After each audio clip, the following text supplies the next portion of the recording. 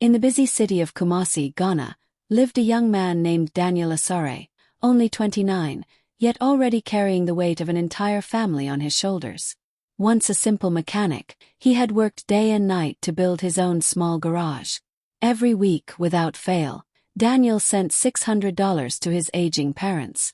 It didn't matter if business was slow or if he and his wife Alma had to stretch every sadi to make ends meet, his parents always came first. Alma sometimes begged him, "Daniel, at least keep a little for yourself. We can't even fix the leaking roof." But Daniel would smile softly and say, "They raised me, Alma. They sacrificed everything. It's my turn now." Even when he skipped meals so that his parents could live comfortably, he never complained. Their small home was simple, one bedroom for the couple and a little space for their daughter, Kukua, whose laughter filled the room like sunshine. Every time Daniel came home covered in grease and sweat, Kukua would run to him shouting, "Daddy, Daddy!" And he'd lift her up, his tired eyes lighting up with pride. To everyone around him, Daniel was the perfect son, humble, hard-working, and generous. But deep down he was exhausted. Some nights when Alma and Kukua were asleep, he would sit outside under the dim streetlight, counting his earnings and whispering a prayer. "God, just give me strength to keep giving." He didn't know that soon, the very people he was sacrificing everything for would break his heart in ways he never expected. The morning sun in Kumasi was bright and warm as Daniel hung colorful balloons across their small compound. It was Kukua's 5th birthday, a day he had been saving for all month. The smell of fried rice and grilled chicken filled the air, and Alma arranged the borrowed plastic chairs while music played softly from an old speaker. Kukua twirled in her little yellow dress, her smile brighter than the balloons dancing in the wind. "Daddy, will Grandma and Grandpa come soon?" she asked, her eyes sparkling with excitement. Daniel's hands froze for a second on the ribbon he was tying. He forced a smile and said softly, "Of course, sweetheart. They're on their way." He had already called them 3 times that morning, no answer. He sent messages, even tried his brother Kwame's number. Nothing. As the afternoon rolled in, the neighborhood children started arriving, laughing and playing around the tables. Alma served drinks and helped Kukua cut the cake, but Daniel's eyes kept drifting to the gate. Each time someone passed by, his heart jumped, hoping it was his parents. Never was. When the crowd started singing, "Happy Birthday," Kukua looked around again. "Daddy, where's Grandma? She said she'd bring me a doll." Her small voice broke something inside him. He bent down, held her close and whispered, "Maybe they got stuck in traffic, my love. But look, everyone's here for you." He clapped and cheered louder than anyone else, but inside he was crumbling. After the party, when the last guest had gone home and the music had faded, Daniel sat alone under the same balloons that now hung limp in the evening air. The leftover cake sat untouched on the table. Alma came over quietly, resting a hand on his shoulder. "You did your best," she said. Daniel nodded, but his chest felt heavy. He picked up his phone again. Still no missed calls, no messages, nothing. He looked at Kukua sleeping peacefully in her little birthday dress and whispered, "You deserved better today." That night, as the lights went out, Daniel lay awake staring at the ceiling. He wasn't angry yet, just hurt, deeply hurt. All the money, all the effort, all the love he poured into his parents every week, and they couldn't even show up for one day. He didn't know it yet, but this moment, this quiet heartbreak, was the beginning of a change he could never turn back from. The next morning, Daniel woke up early. Even though his body felt heavy with disappointment, he packed a small box with leftover birthday cake, the same one Kukua had been so proud of, and drove across town to his parents' house. He kept telling himself maybe something happened, maybe they weren't feeling well. His heart wanted a good reason, something that could make sense of their silence.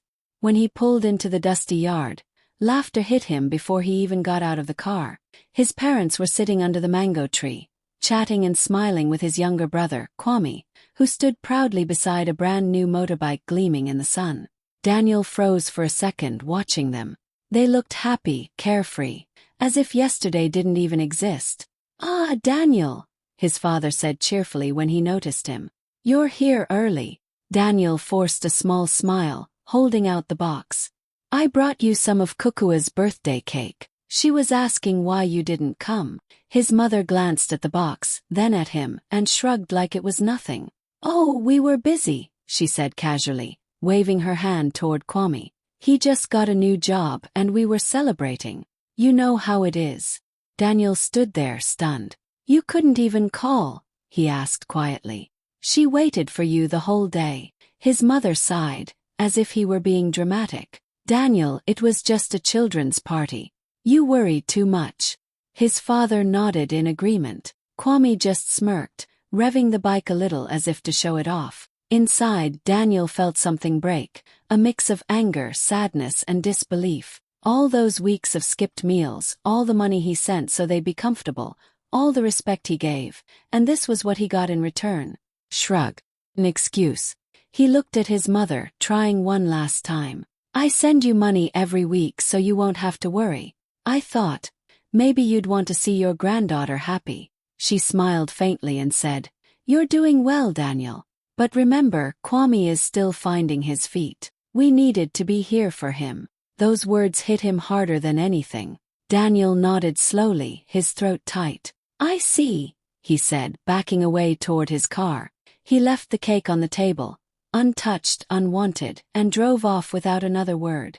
As the road blurred before his eyes, Daniel's hands tightened on the steering wheel. For the first time in his life, he began to wonder if his sacrifices had meant anything at all, or if he had just been the fool holding everyone else together while they laughed without him. Daniel sat quietly in his car for a long time before going back inside. He could still hear their laughter from the yard, the sound of his brother revving that new motorbike, the same brother who never worked a steady job, who always found a way to fall into trouble and somehow still got their parents' praise. When Daniel finally walked back into the house, his father was sipping tea, relaxed as ever. Daniel, sit down, he said. Why are you looking so upset over nothing? Daniel sat, his voice calm but strained. I'm not upset, Papa. I don't understand. I send money every week so you both can live well. And yesterday was Kukua's birthday. I thought that would mean something to you. His mother waved her hand dismissively. Ah, Daniel, you're too emotional. You worry too much about small things. Kwame needed us yesterday, that's all. Daniel looked from her to his father. Small things, he whispered. You call your granddaughter's birthday a small thing? His father leaned back and sighed. Daniel, listen. You have a business, a family, a home. You're doing fine. Your brother doesn't have what you have. He needs more support right now. You should understand that. At that moment, everything clicked in Daniel's mind. Every extra bill, every emergency call from his parents, every we need a little more this week, it all suddenly made sense. The money he'd been sending wasn't for his parents' comfort. It was for Kwame, to pay his debts, to fund his drinking, his new clothes, even that motorbike outside. His heart sank like a stone in water. He had been starving himself so his parents could spoil his careless brother. He thought he was helping them survive, but he had only been feeding someone else's recklessness. Does Kwame even work now? Daniel asked quietly. His mother avoided his eyes. His father frowned. That's not your concern. Family helps family. Daniel laughed bitterly. Family helps family. Or just one son. His voice cracked at the end, and the room went silent. He stood up slowly, the pain clear in his eyes. All this time I thought I was helping you live better. But I see now. I was just paying for someone else's comfort. As he walked out the door, his father called after him. Don't start acting proud, Daniel. But Daniel didn't look back. He got into his car and drove away, his vision blurry with tears. For the first time, he felt something he had never allowed himself to feel before. Betrayal. Not from strangers, but from the very people he had loved most. When Daniel got home that evening, he didn't say a word at first. He just walked straight to where Kukua was sitting on the floor, drawing with her crayons. She looked up, grinning. Daddy, look. It's you, me, and Mommy. Daniel knelt beside her, his heart melting. He pulled her into his arms and held her tight, tighter than usual. I love you so much, my princess, he whispered. Kukua giggled, not knowing her father was holding back tears. For the first time, Daniel truly saw who he had been sacrificing for all along, not people who took from him, but the little family that stood beside him no matter what. That night after dinner, Alma noticed how quiet he was. "You went to see them, didn't you?" she asked softly. He nodded. "They were laughing with Kwame," he said. "The money I send every week, it doesn't go to them. It goes to him." Alma sighed, her eyes full of understanding. "You've done enough, Daniel. It's time to stop carrying everyone else's burden." For a long moment, Daniel stared at the old phone on the table, the same one he used every Friday to send $600 to his parents. His thumb hovered over the screen, then he slowly put it down. "Not this week," he said quietly. "Not anymore." Alma looked at him, a mix of pride and relief softening her face. "Are you sure?" He nodded. "My daughter deserves more than leftovers. We have bills too. We have dreams too." Days passed peacefully. For once, Daniel slept without stress. But by Friday afternoon, his phone started ringing non-stop. It was his mother. When he finally picked up, her tone was sharp. "Daniel, where is the money? You know we have bills to pay." Daniel took a deep breath. His voice was calm, too calm. "So does my child, Ma. We have our own bills now." There was silence on the other end, then her voice rose. "You've changed, Daniel. Don't forget who raised you." He closed his eyes and said softly, "I haven't forgotten, Ma. That's why I gave so much for so long. But I can't give what I no longer have." And with that he ended the call. Alma, who had been standing by the doorway, came closer and placed her hand on his shoulder. "You finally did it," she whispered, smiling through tears. Daniel exhaled deeply, feeling both pain and freedom at once. For the first time in his life, he wasn't the obedient son trying to earn love. He was a father choosing to protect his own family. And though the silence that followed was heavy, it was also peaceful, like the sound of a man finally setting himself free. A week later, on a quiet Sunday afternoon, Daniel and Alma were in the living room helping little Kukua with her homework when a knock echoed through the house. Alma peeked through the window and froze. "It's your parents," she whispered. Daniel's heart skipped. He hadn't seen them since that painful visit. He took a deep breath and opened the door. His mother walked in with a warm smile that didn't quite reach her eyes. "Ah, Daniel, our hard-working son," she said sweetly, placing her hands on his shoulders. His father followed, pretending to look cheerful. "We missed you, my boy. The house felt empty without you." Daniel motioned for them to sit. Alma served them tea politely.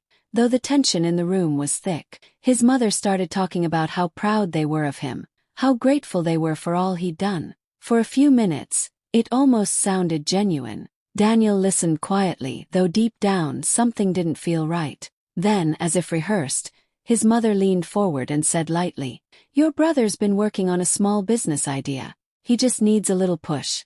Maybe a small loan to get started. You know how it is." Daniel froze. Alma's eyes widened slightly, and the room went silent. He put down his cup slowly.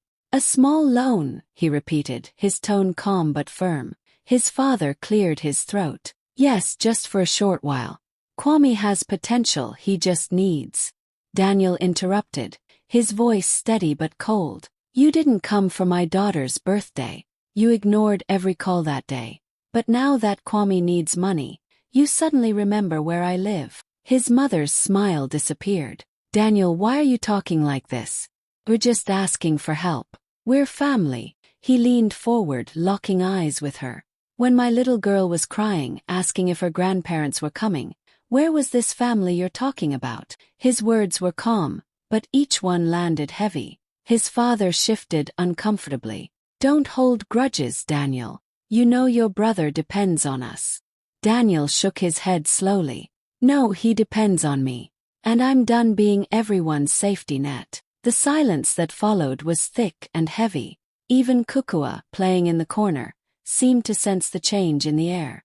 Alma quietly took her hand and led her to her room. Daniel's mother stood up abruptly, her face tight with anger. "You've changed," she snapped. He looked up at her and replied softly, "No, Ma. I finally woke up." They left without another word. The sound of the gate closing echoed through the compound like a final goodbye. Daniel stood there for a moment, staring at the door they had just walked through, feeling a strange mix of sadness and peace. For the first time, he realized he didn't need their approval anymore, just his own peace of mind and the family who truly stood by him. Weeks passed quietly after Daniel's parents stormed out. The calls stopped, the guilt trips ended, and for the first time in years, Daniel felt something new: peace. Every Friday, instead of sending that $600 away, he started saving it. First it felt strange, almost wrong. But Amma reminded him gently, "You're not being selfish, Daniel. You're building for us." Slowly he began to see the difference. The savings grew, and the weight on his shoulders started to lift. One morning, he stood inside his small garage, looking around at the cracked floor, the old tools, and the loyal workers who had stuck with him through tough times. "It's time to grow," he told them. With his saved money, Daniel bought new equipment, shiny machines that made the work faster and cleaner. The day they arrived, his workers cheered and clapped, shouting, "Boss, you've done it." Daniel smiled, feeling a warmth in his chest that no approval or praise from his parents had ever given him. Amma came by later that day with Kukua, who ran straight into his arms. "Daddy, is this your new shop?" she asked, eyes wide. Daniel laughed and lifted her high into the air. "Yes, princess. Everything you see here is for you and Mommy." Word of his success spread quickly through the neighborhood. It didn't take long for it to reach his parents. Instead of feeling proud, they began to gossip. "Daniel has changed," his mother told a neighbor. "He doesn't even visit anymore. Success has made him proud." His father nodded in agreement. "He thinks he's better than us now." But Daniel didn't respond. He didn't defend himself or try to explain. He had spent too many years trying to earn their love through money, and now he finally understood. Love built on control was never love at all. Every evening, as the sun dipped below the horizon, Daniel would lock up the garage and head home. Amma would meet him at the gate, smiling, while Kukua ran up shouting, "Daddy's home!" That sound, that joy, was all he needed. One night, as they sat outside eating roasted corn and laughing, Daniel looked at his little family and said softly, "I used to think family meant sacrifice. But now I know it means peace, love, and showing up for each other." Amma squeezed his hand, smiling proudly. "You're finally living for the right people," she said. And Daniel nodded, feeling light for the first time in years. He wasn't chasing approval anymore. He was building a future that truly mattered. Months passed, and life was finally calm for Daniel. His garage was growing fast, his workers were loyal, and his home was full of laughter again. But peace never lasted long when it came to his family. One evening, as Daniel was closing the garage, his phone rang. It was an unfamiliar number. When he answered, a panicked voice cried, "Daniel, it's Kwame. Please help me. I'm at the hospital. There was an accident." Daniel froze. His stomach tightened. "Are you hurt?" he asked quickly. "My leg's broken," Kwame sobbed. "Please come and bring some money. They won't treat me without payment." Without thinking too much, Daniel grabbed his keys and drove straight to the hospital. When he arrived, he saw his parents in the waiting area, both looking pale and tense. His mother spotted him first and rushed over. "Finally, we're here. He's in pain, Daniel. The doctors are asking for money." Daniel's eyes filled with concern as he looked toward the emergency room door. "How bad is it?" "Bad," his father said quietly. "The motorbike crashed into a taxi. He needs surgery." Daniel took a deep breath. "What about insurance? Didn't you pay for any?" His mother snapped. "Do you think we have money for that? You could have prevented this if you hadn't abandoned your family. Kwame needed your help, and you turned your back." Daniel blinked, stunned. Her words cut deep, but this time he didn't let them sink in. He looked at her steadily and said softly, "I didn't abandon anyone, Ma. I just stopped paying for people's mistakes." She glared at him, tears in her eyes. "You're heartless. He's your brother." Daniel's voice stayed calm. "And I warned you both. He needed to learn responsibility. You kept covering for him with my money. Now this is the result." The room went silent. Even his father looked away, unable to meet his eyes. Daniel sighed and walked to the nurse's counter. "How much is the deposit?" he asked quietly. He paid just enough for immediate care, then turned back to his parents. "He'll get treatment. But after this, he needs to stand on his own 2 feet, literally and otherwise." His mother shook her head, speechless. His father muttered, "Daniel, you don't understand." But Daniel cut him off gently. "No, Papa, finally do understand. You can't protect someone forever if they refuse to grow." He walked out of the hospital, the cold air hitting his face. Behind him, his mother's voice cracked with sobs, but Daniel didn't turn around. For years, he had been the one holding everyone together. Now he was letting go, not out of anger, but out of love for the man he was becoming. That night, as he drove home under the quiet Kumasi sky, Daniel whispered to himself, "Sometimes love means walking away, even when it hurts." The next day, Daniel was still shaken from the hospital visit. Kwame was stable, but something didn't sit right in his mind. He decided to follow up with the hospital accountant about the bills. Sitting in a quiet office, the accountant looked uneasy as he spoke. "Mr. Asare," the man said slowly, "we found that your parents listed you as the guarantor for Kwame's unpaid medical bills, without telling you." Daniel felt the room spin. He gripped the edge of the desk so hard his knuckles turned white. "What do you mean, without telling me?" he asked, voice rising slightly. "They signed the forms in secret," the accountant explained. "All the charges, the deposit, the surgery, it was all guaranteed under your name.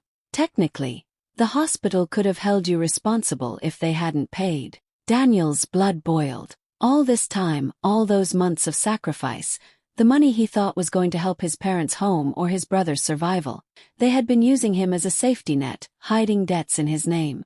He felt a mix of anger, betrayal, and exhaustion crash over him like a wave. He left the hospital immediately and drove straight to his bank. Standing in the quiet lobby, he explained everything to the manager: the secret guarantees, the unpaid debts, the lies.